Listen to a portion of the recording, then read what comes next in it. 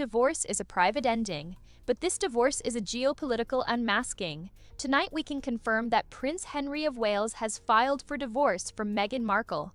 The grounds are not irreconcilable differences, they are fraud, duress, and concealment of a material fact. The material fact?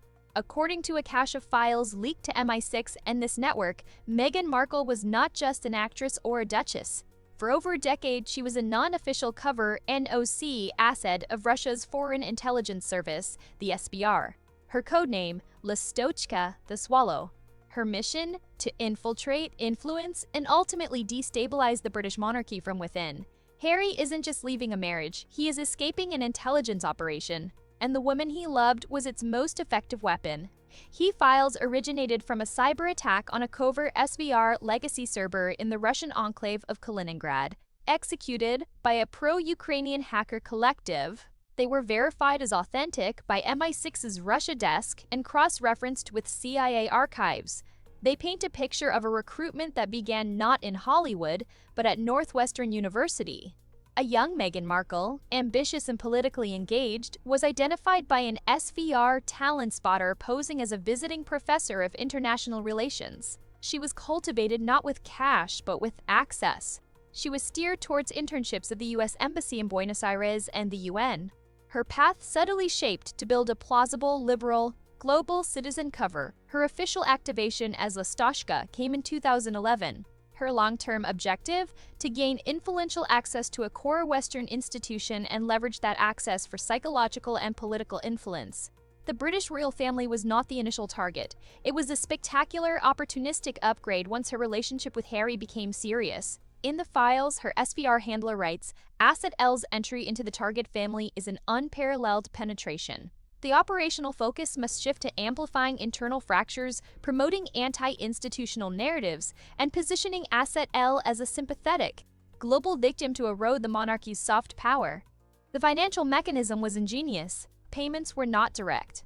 They were funneled through consultancy fees from Russian-linked luxury brands that hired her for social media posts, and via philanthropic grants from Bermuda-based foundations that funded her pre-royal humanitarian trips to conflict zones.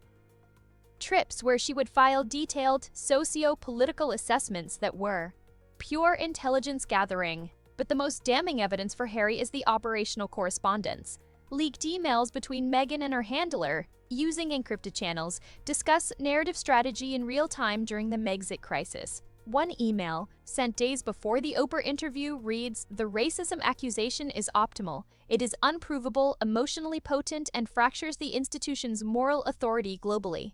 Push H to embrace it fully. His emotional state is highly susceptible." This is the wedge that will achieve permanent separation and maximize global disillusionment with the target. For Harry, reading this is to see the architect's blueprint of his own life.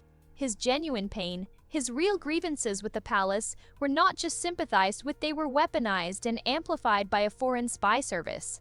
His wife wasn't just by his side in the fight, she was a handler directing the campaign, using his trauma as operational fuel.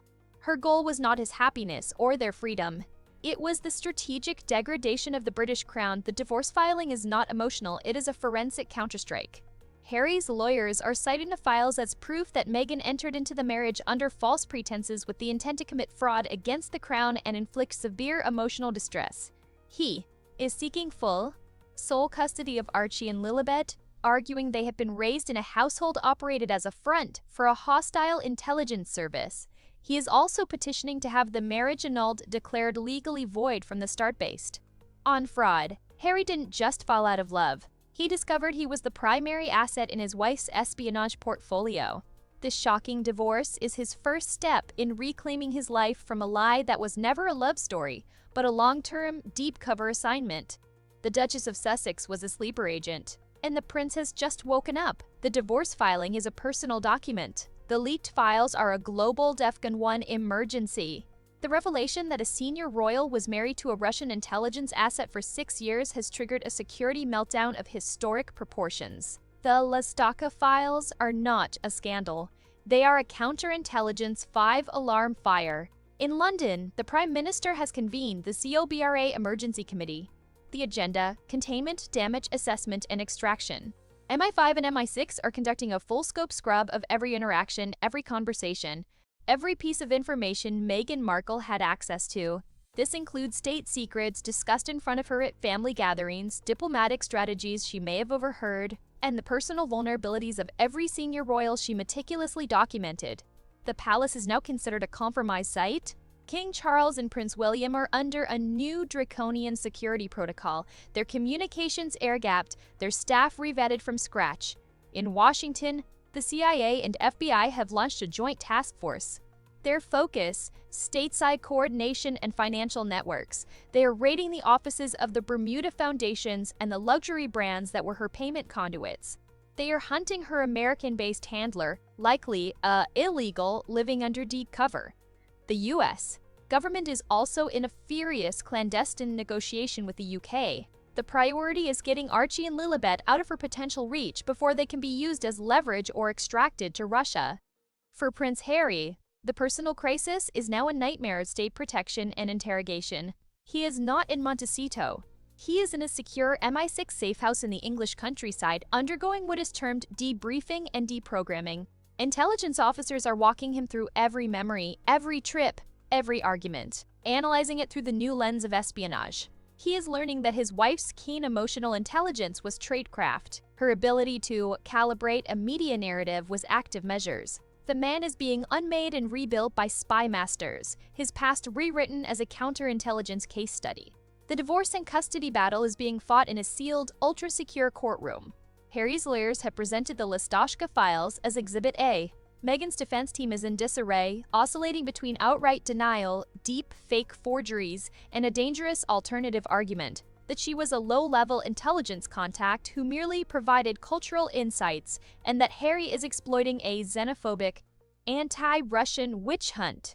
This latter strategy risks aligning her publicly with the Kremlin, a fatal move in the court of public opinion, but her immediate problem is physical. The FBI has placed her under 24-hour surveillance and has frozen all her assets as part of a foreign agent investigation. She is effectively a prisoner in her own home, surrounded by federal agents who view her as a hostile intelligence operative.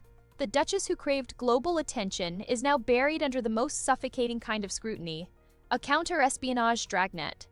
The children, Archie and Lilibet, are the epicenter of the storm. They are currently under protective isolation at a secret location in the UK, guarded by MI5. The family court judge, in an unprecedented ruling, has granted Harry emergency temporary sole custody based on the immediate and grave risk of instrumentalization by a foreign power.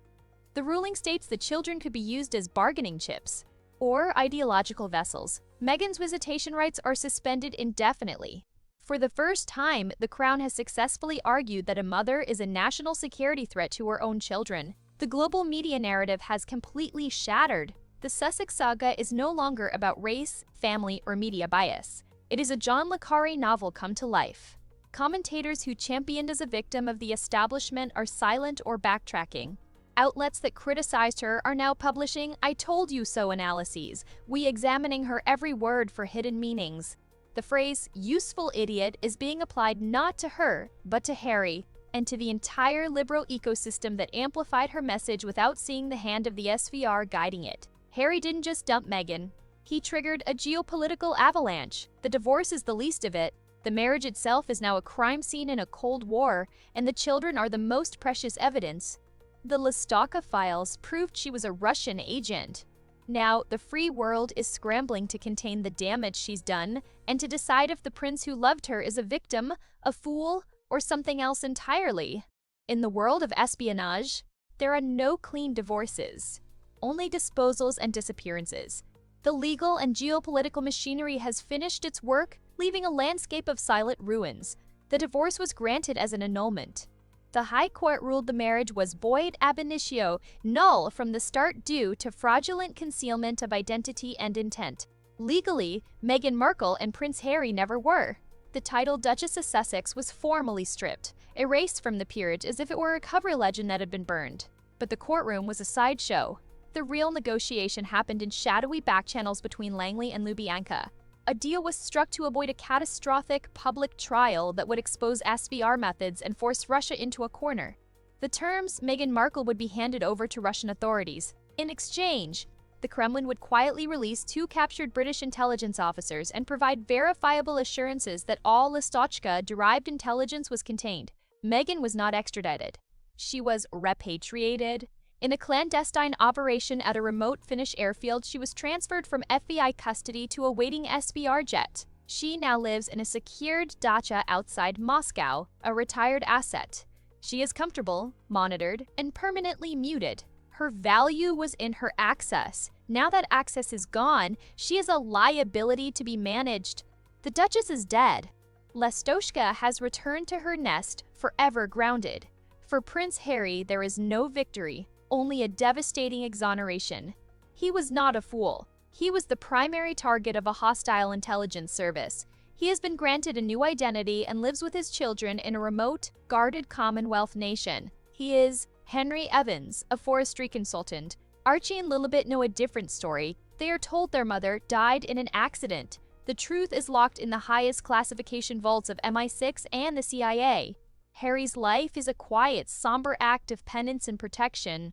Raising the children, his wife was tasked to turn into ideological weapons. The royal family has sealed the breach with ceremonial concrete. The Sussex chapter is closed, its records classified for 100 years.